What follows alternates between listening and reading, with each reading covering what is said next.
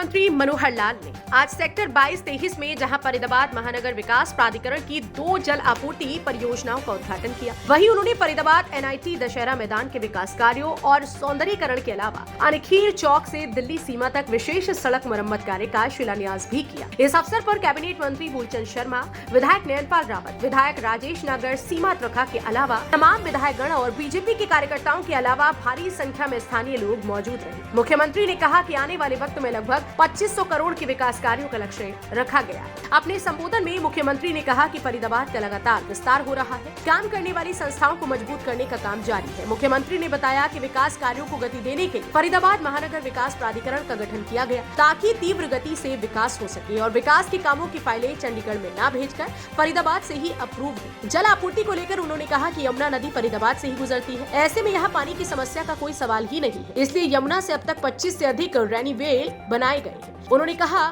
कि सड़क से लेकर फ्लाईओवर तक के सभी काम जारी है। मुख्यमंत्री ने कहा कि आने वाले वक्त में लगभग 2500 करोड़ के विकास कार्यों का लक्ष्य रखा गया है और पैसों की कोई कमी नहीं होने दी जाएगी। जल्द ही फरीदाबाद से नोएडा को जोड़ने के लिए नई सड़क का निर्माण होगा, साथ ही ईस्टर्न और वेस्टर्न फरीदाबाद को भी जोड़ेंगे। उन्होंने बताया कि फरीदाबाद को जेवर एयरपोर्ट से जोड़ने के सभी कार्य लगभग पूरे होने वाले हैं। हरियाणा प्रदेश की बात करते हुए उन्होंने कहा कि आज दूसरे प्रदेशों के मुकाबले हरियाणा में प्रति व्यक्ति आय सबसे ज्यादा है और हमें आने वाले वक्त में हरियाणा को और भी आगे लेकर जाना है। इस अवसर पर उन्होंने कैबिनेट मंत्री मूलचंद शर्मा के विधानसभा क्षेत्र के लिए कई घोषणाएं की और कहा कि सेक्टर 22-23 और मुजेसर के पार्क का सौंदर्यीकरण कराया जाएगा। सीएम ने कहा कि हरियाणा में गैंगस्टर और नशे के कारोबारियों पर लगातार एक्शन जारी है। आपकी डिमांड्स, आपकी समस्याएं, आपकी मांग, कुछ ऐसी छोटी छोटी समस्याएं और आई है मेरे ध्यान में। जब मैं आता हूं तो हर शहर की जानकारी लेके जाता हूं। तो यहाँ खास करके जो सड़कें टूटी हुई हैं उसमें कुछ समस्याएं पिछले दिनों में थी। कुछ कंट्रैक्टर्स का झगड़े थे, उनकी पेमेंट रुकी हुई थी,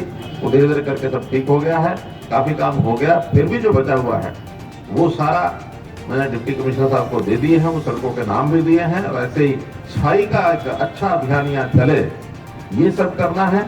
एक जो दर्द भरी कहानी फरीदाबाद की है वो मैं आपसे साझा करना चाहता हूँ कि यहाँ पर एक बहुत बड़े बड़े विषय ऐसे निकले जिसमें से जितना पैसा भेजते हैं वो पैसा पूरा नहीं लगता। कहीं ना कहीं जो गड़बड़ होती है, गड़बड़ करने वाले उन अधिकारियों का, उन कर्मचारियों का और जो और लोग उनमें मिले हुए हैं, उन सब की पहचान कर ली गई है। और मैं विश्वास दिलाता हूं कि आगे इस प्रकार का कोई काम फरीदाबाद में होने नहीं देंगे जिसमें भ्रष्टाचार नहीं। वैसे तो हमने पूरे हरियाणा में गैंगस्टर्स हैं, गलत धंधे करते हैं, इन सब को कसना शुरू कर दिया है। हमको लगता था शायद इनकी कसाई थोड़ा ज्यादा होगी तो जनता में कहीं विरोध का स्वर ना निकल आए, लेकिन खुशी है कि जनता उससे खुश हो रही है कि ये जो उनकी जो टेल ट्विस्टिंग है वो करते रहना चाहिए, क्योंकि यही लोग गलत काम करने में सबको जो प्रेरणा देते हैं, इसमें कुछ जनता के लोग भी फंसते हैं, फंसने के बाद वो पछताते हैं। तो इनसे सफाया करना बहुत जरूरी है।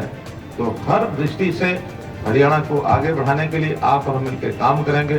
बहुत बहुत धन्यवाद, बहुत बहुत आभार।